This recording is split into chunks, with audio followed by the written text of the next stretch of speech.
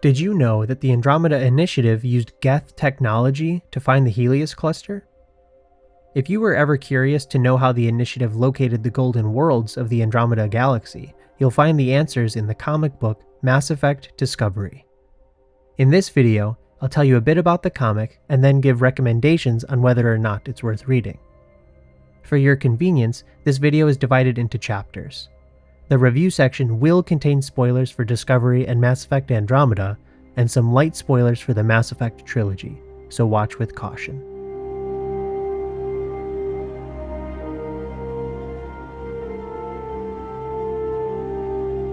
Mass Effect Discovery is a prequel comic to Mass Effect Andromeda.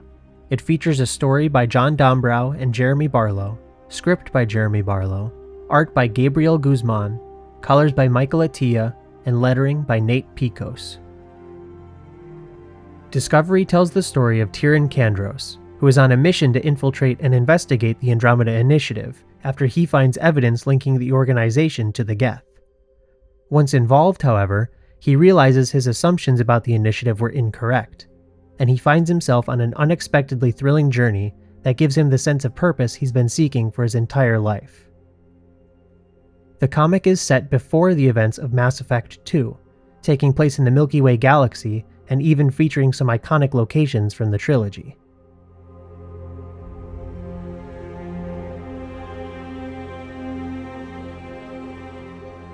Discovery is a pretty good comic. It was a fun read with some really exciting moments. I was surprised to find out just how much heart this story has. There is an unexpected wholesomeness to this story that resonates with the motifs present throughout the various Andromeda storylines, like seeking a fresh start and finding purpose in life. Discovery also pays homage to the Mass Effect trilogy in fun ways that I appreciated a lot. That said, some will benefit from reading this comic more than others, so here are a few specific considerations I have in mind for those interested in reading Discovery. If you're a fan of Mass Effect Andromeda, I highly recommend reading Discovery. It provides intriguing background for the Initiative and some of the minor characters in the game. In my opinion, this comic is best read before beginning another playthrough of Andromeda, so for those who are considering jumping back into the game, I recommend reading Discovery first. I also have to mention that Discovery introduces concepts and plot lines that many other Mass Effect theory crafters, myself included, believe could play a substantial part in the next game. With that in mind, fans who are especially interested in the future of the series and want to be in the know of narrative possibilities, I highly recommend reading Discovery to familiarize yourself with these important lore details. Discovery is featured in the Mass Effect Complete Comics collection, which I generally recommend to all Mass Effect fans. But it's also available separately, which could be a better decision for folks only interested in this one comic.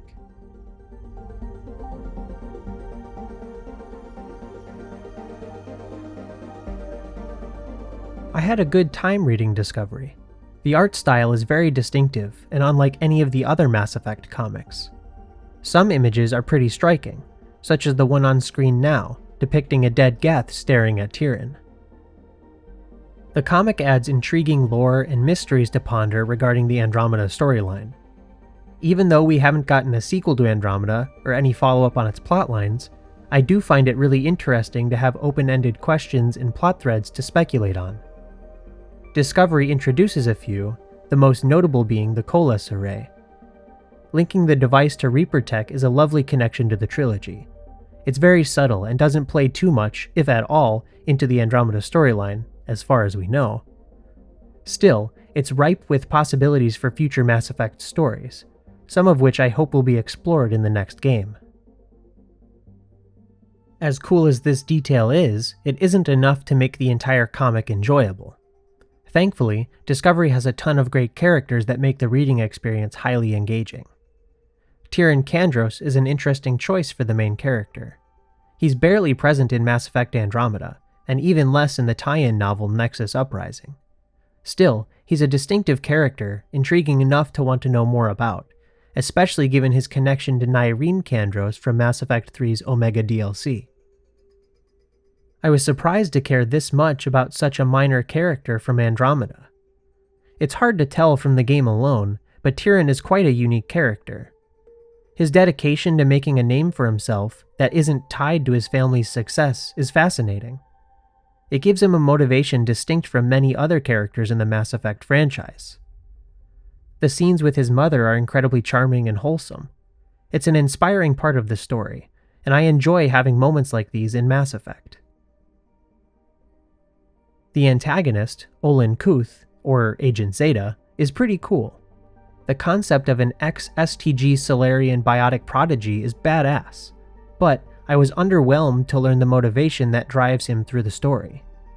Essentially, Olin is trying to survive the degradation of his biotic amps, which use tech similar to what's present in the Colas array, i.e. Reaper tech. I wish there had been more depth and complexity here, because pure survival only feels like surface-level character motivation. For example, it could have been interesting to tie Olin's motivations into the plot thread of the Andromeda Initiative's secrecy. Maybe the STG is just as suspicious of the initiative as the Turian hierarchy, so they sent Agent Zeta to interfere or acquire intel on the organization. This could have made Olin an excellent mirror to Tyrion. Discovery also has a great cast of side characters. Shanks is a really cool character. She's a fun blend of charismatic and cantankerous, which makes her a unique presence and a good partner for Tyrion. We also get some awesome cameos from Arya T'Loak and Nyreen Kandros. Arya is faithful to her portrayal in the games, and I'm happy that we get to see more of Nyreen. Her brief appearance in the Omega DLC left such a lasting impression, so seeing her character appear in other stories is fantastic. Last but certainly not least, Discovery gives us more time with Jien Garson. I love seeing more of this character. She's barely in the game and only briefly appears or is mentioned in the other Mass Effect Andromeda tie-in novels. So more time with her helps put these other appearances into perspective, and they all merge to paint a clearer picture of the character. She's so mysterious, and I find her to be one of the more fascinating characters to explore regarding the Andromeda storylines. Garson is the key to many secrets in these plotlines, and I'm hoping we'll see more of her in future games or other stories.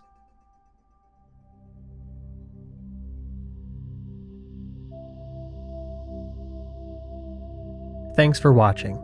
If you end up checking out Discovery, please leave a comment to let me know what you think, and be sure to put appropriate spoiler warnings for your discussion. If you have any questions about the story or characters, please also feel free to comment below, and I'll try to answer them or get around to them in a future video. If you liked this video, be on the lookout for my coverage of the other Mass Effect novels and comic books.